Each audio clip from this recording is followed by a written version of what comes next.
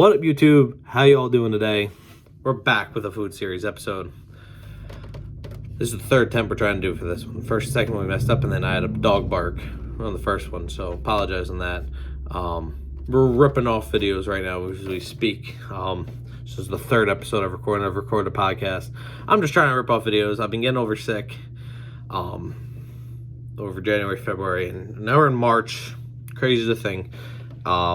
As we speak, you know, by the time you see this video, this is probably 3 weeks out from when I recorded it. Gonna be honest. Last two you've seen 16 you've seen Baskin Robbins. I spoke about both of those on episode 2 of the podcast. Hopefully at this point we've released more. But that's where we refer to this one. This is the third one. I did speak about it briefly in it. I never worked here, and I spoke about why I never did, and I get more into detail about it because I said it's a sexist place. At least for the place in my town, and I'll expose them right now. Welcome to Ralph's Italian Ices. If you guys haven't heard of it, it's probably just a Long Island thing. Essentially Italian ice. If you don't even know what that is, please Google it. Just flavored ice. That's all it really is. Delicious. Now the reason I call this place sexist is not because of the place itself. The owner that has owned this place in my town, Port Washington. We did have two at one point. Now we have one. It's a seasonal place that opens like March to like October. As long as it's warm, it's open. You get Italian ice. The owner is sexist. I have multiple people that can support this. And going on in, it's clearly obvious. Love the place. Would love Italian ice any time of the day. Or not any time of the day, but any day that I would, of a given week, I will take it. But again, it's not open all the time, seasonal. The owner of this place, all he hires is females and good-looking females. There's actually a time I think I actually went in and tried to apply, and I spoke to him. He's like, we're not looking to hire, and I think they ended up hiring someone else. Or I called. I've spoken to people like, yeah, he doesn't hire males, he just hires females.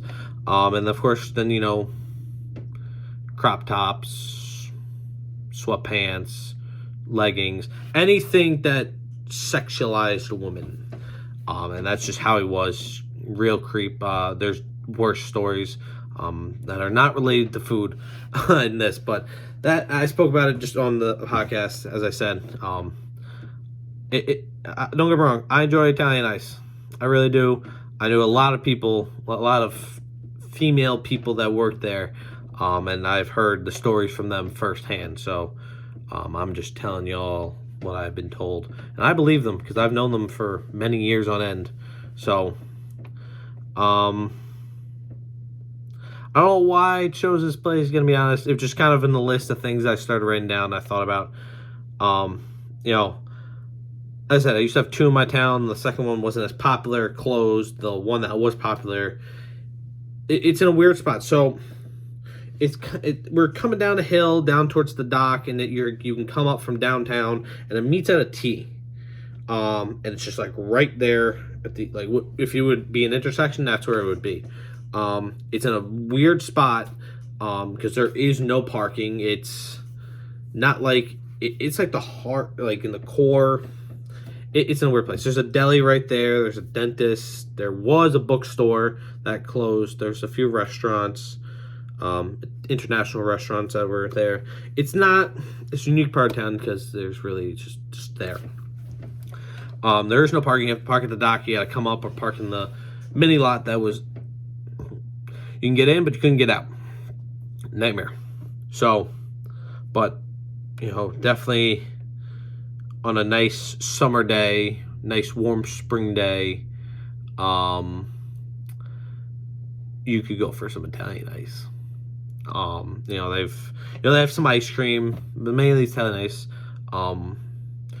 Mainly it's Italian ice. There's some ice cream, some creamy ices. Then you can make like a slushy out of them. You know, place really hasn't changed so much since I've been a kid and I've gone down there. So there's really I don't personally have much to say about this. I never worked there. I always went there so often. There's just something that was different than frozen yogurt or ice cream. So you had your ice, you had your ice cream, energy yogurt. So you had a mix of desserts. It's just kind of what you wanted. So I really don't have much more to speak about it. I know that it's mainly. I know it's definitely a Long Island thing. There's a couple hundred probably on Long Island. You know, all the unique. There's a very unique design to them. You can kind of like spot it. Like you can spot a McDonald's from far away. So. But that's pretty much all I got for this episode. If you guys did enjoy, like, subscribe, turn on notifications so you never miss a new video. Not saying you have to, just suggestion for y'all. Probably by the time I upload this one, I'll be back in Long Island, and the next set of videos will be based off what I had. If I do this right, I actually have a calendar right here. 1, 2, 3. So yeah, by the time you see this one, hopefully, if I do my calculations right, next week I'll be heading to Long Island, and we will take another short intermediate break of no food series, not for the purpose of me being sick, just the purpose of I will not be here, and I'll tell you what I ate in Long Island, or on my trip to Long Island and back. So it'll be definitely some better places, and you get to see some pictures. So I'll catch y'all on the next one.